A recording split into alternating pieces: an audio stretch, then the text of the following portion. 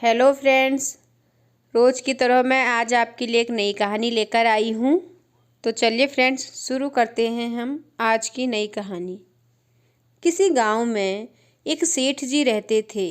उनके पास बहुत धन था, कोई कमी नहीं थी। अच्छा खासा जीवन चल रहा था, लेकिन फिर भी सेठ जी बहुत कंजूस स्वभाव वाले व्यक्ति थे। कभी कोई दान पुण्य नहीं करते। एक दिन वह कहीं जा रहे थे, तभी उनकी दृष्टि एक खजूर के पेड़ पर पड़ी। सेठ जी ने सोचा, यदि मैं यह खजूर तोड़ लूं तो इन्हें बेचकर काफ़ी धन कमा सकता हूं। ऐसा सोचकर वह पेड़ पर चढ़ने लगे।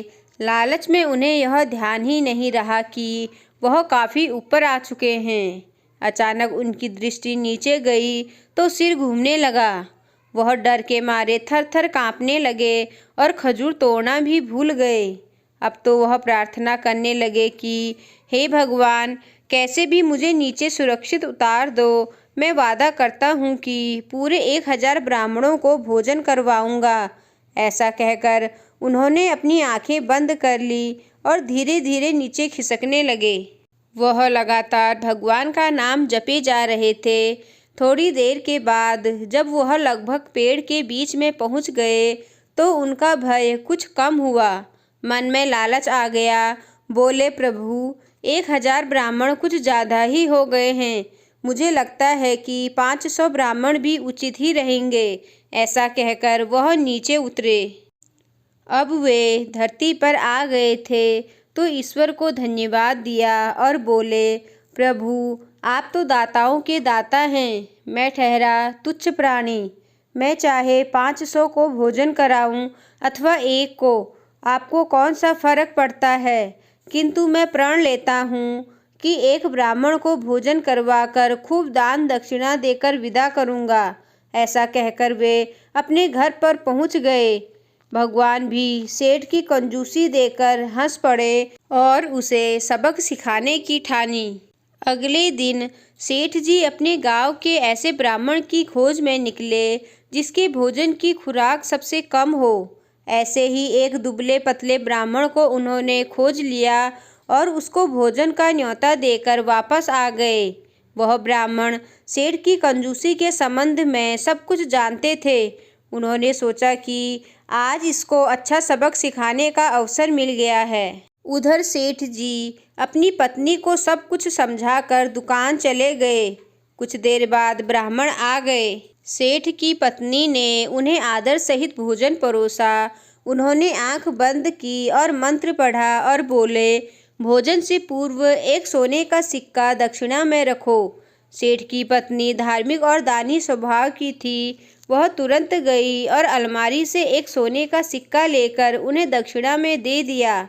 इसके बाद ब्राह्मण देवता ने भोजन किया और चलते समय सेठ की पत्नी से बोले कि अब हम चलते हैं। तुम एक संस्कारी गृहिणी हो। मैं तुम्हें आशीर्वाद देता हूँ कि तुम्हारा घर धन धान्य से भरा रहेगा। तुम्हारी तथा तुम्हारे पति की दीर्घायु हेतु मैं काशी जाकर अनुष्ठान करूँगा। अब मैं चलता हूँ। अनुष्ठान की बात सुनकर सेठ की पत्नी ने स्वेच्छा से अपनी ओर से उन्हें 5 सोने के सिक्के और भेंट कर दिए। ब्राह्मण प्रसन्न होकर चले गए, लेकिन उन्हें इस बात का ज्ञान था कि जब सेठ को सोने के सिक्कों के बारे में पता चलेगा तो वह सीधे उनके घर पहुंचेगा। इसलिए उन ब्राह्मण ने अपनी पत्नी को अपनी योजना के बारे में बताया। शाम को जब सेठ जी घर पहुँचे और यह पता चला कि ब्राह्मण को उनकी पत्नी ने पूरे 6 सोने के सिक्के दिए हैं तो क्रोध में भरकर वह ब्राह्मण के घर पहुँचे और बाहर से ही शोर मचाते हुए अपने सोने के सिक्के वापस मांगने लगे। आवाज़ सुनकर योजना के अनुसार ब्राह्मण की पत्नी बाहर आई और उनसे बोली, तुम्हारे ही घर का भोजन करने के बाद मेरे पति की तबीयत बिगड़ गई है। वह अपनी आखिरी सांसें गिन रहे हैं। और ऐसा करके वह जोर जोर से शोर मचाते हुए रोने लगी। यह देखकर तो सेठ जी घबरा गए। ब्राह्मण की पत्नी ने रोते हुए कहा कि यदि मेरे पति को कुछ हुआ तो तुम्ही को भुगतना पड़ेगा। ऐसा कहकर वह और जोर से रोने लगी। इससे पहले कि लोग वहां इकट्ठा होते, सेठ जी ने अपनी जेब से धन से भरी हुई पोटली उसे देते हुए कहा कि बहन, ये धन रख लो और अपने पति का उपचार किसी अच्छे वैद्य जी से करा लेना। और ऐसा कहकर अपनी जान छुड़ाकर वहां से भागे। ब्राह्मण तथा उनकी पत्नी की योजना सफल हो चुकी थी। सेठ जी का दांव उल्टा पड़ गया। अगले दिन वह ब्राह्मण तथा उनकी पत्नी सेठ जी के घर पहुँचे तथा सोने के सिक्के वापस करते हुए उन्हें सारी बातें बता दी।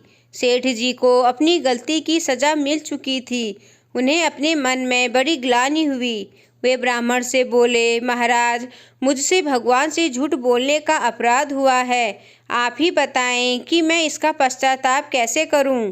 ब्राह्मण ने कहा, सेठ जी, यदि आप पश्चाताप करना चाहते हैं तो अपने धन का कुछ हिस्सा अनाथाश्रम, वृद्धाश्रम तथा गरीब वंचित आदि में दान कर दें, जिससे उन दीन दुखियों की सहायता भी हो जाएगी और आपका दान भी सार्थक हो जाएगा। सेठ जी ने ऐसा ही किया तथा साथ ही उन्होंने भविष्य में कभी भी किसी से झूठा वादा न करने की कसम खाई।